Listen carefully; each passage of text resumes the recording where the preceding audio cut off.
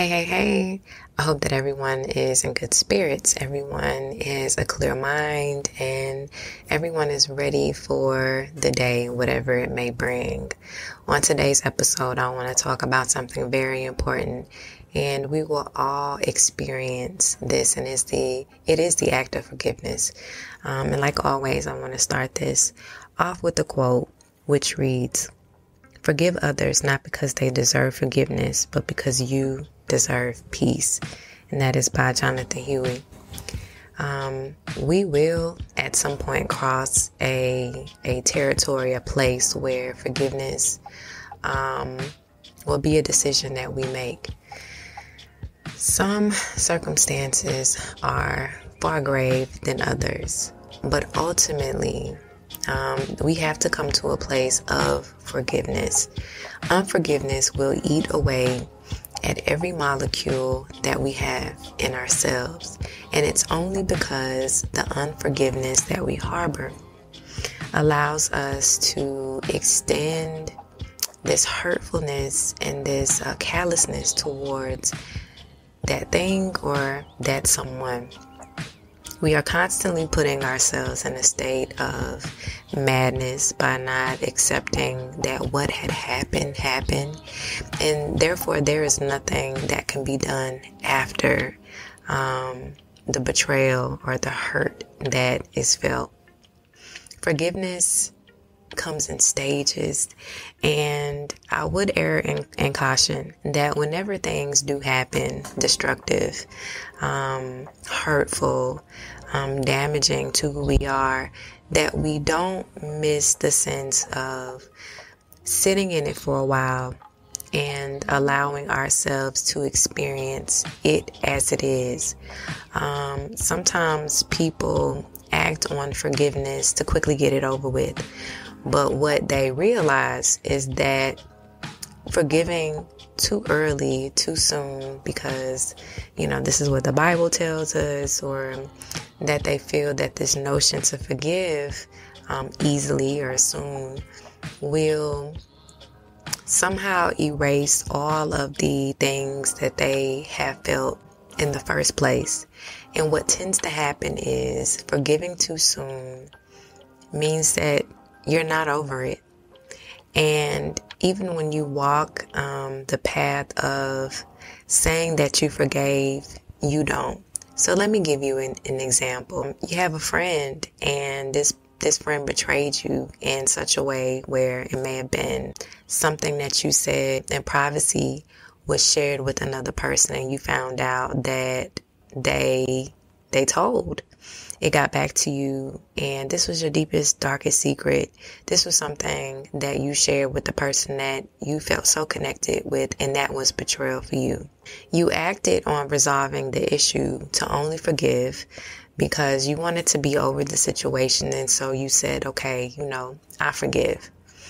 And what happens, or what follows, is that the relationship, the connection is not the same. You still harbor some horrible feelings toward this person, and it exudes from the way you speak to this person, the way that you interact, and you still have apprehension on how you should proceed, or even if you should be friends with this person, but you told them that you have forgiven them.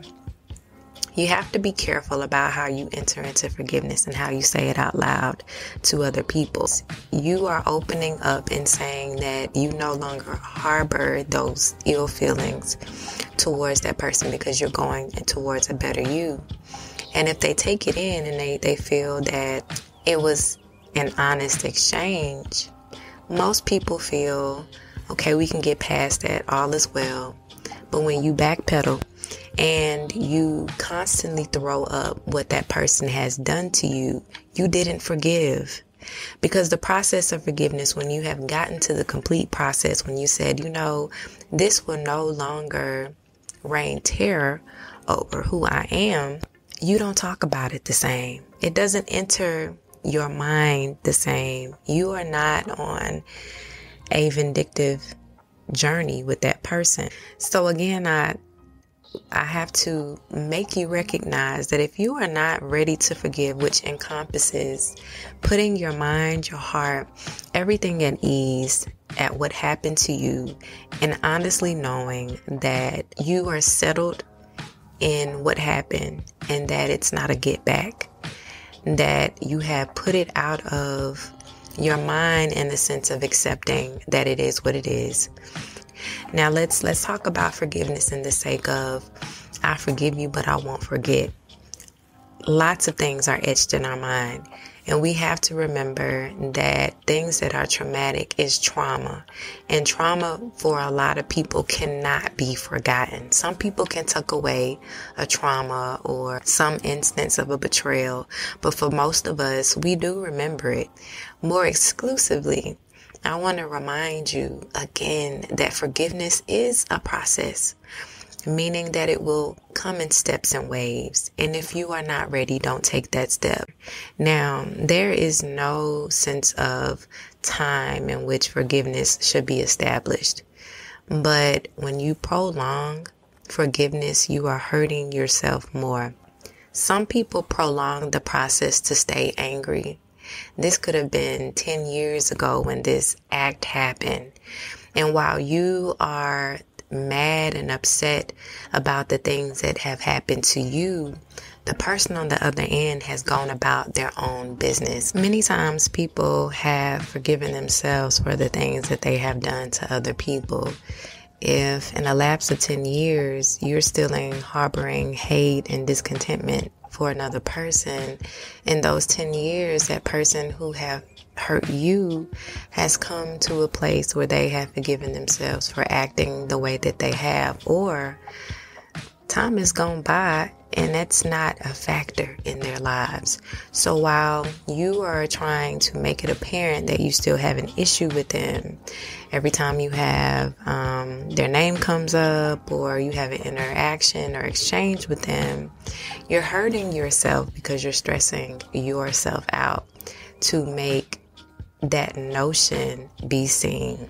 Again, this forgiveness thing, it's a hard pill to swallow, because while we want to put pride at the forefront of how we feel and how we execute and how we walk through this life, it can also be detrimental to our physical, mental, and our spiritual health.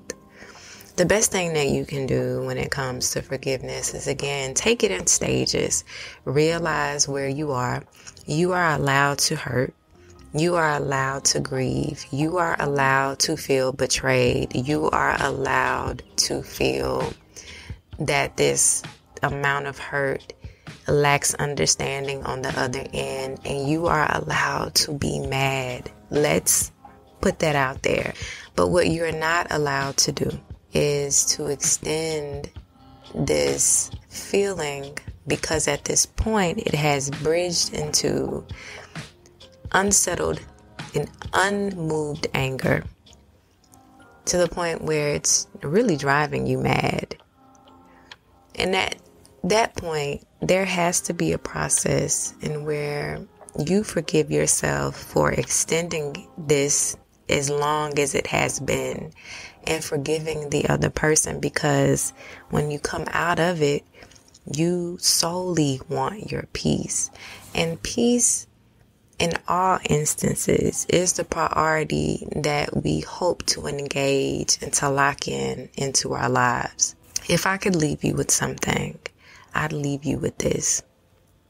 We all have the choice to choose what it is that we want for ourselves and how to better our lives and to live a productive life. If unforgiveness is one of the things that you struggle with, I really would like for you to sit in it and ask yourself, how many times have you been the opposite and someone made room to forgive you? And if it never happened into the equal amount of where you feel the pain or you feel the betrayal, just think about how many times God has forgiven you. And that will remind you that though it happened, though you feel hurt and betrayed, people still have room to be forgiven. And you also have room for peace. I hope that, the message helped. I hope that it assisted with any of the feelings that you have been feeling about whether you should forgive or not, and even the process and the thought processes that we feel. I want you to return, listen again. For right now, this is it. But I got something for you next time, and I'll see you then.